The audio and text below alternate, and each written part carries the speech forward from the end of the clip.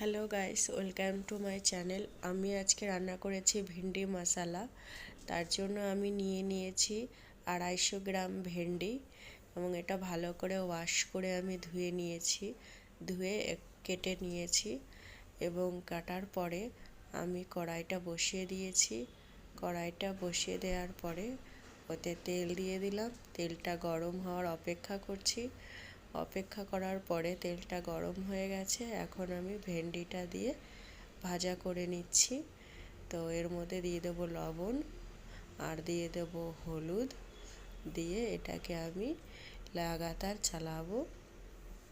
বেশ কিছু সময় চালিয়ে এটাকে আমি ভাজা করে নেব। একদম নরম নরম করে ভাজা করব, একেবারে পুরো কড়া কড়া করে ভাজা না, জাস্ট ভেন্ডিটা একটু নরম নরম হয়ে যাবে। দেখো আমার ভেন্ডিগুলো ভাজা হয়ে গেছে।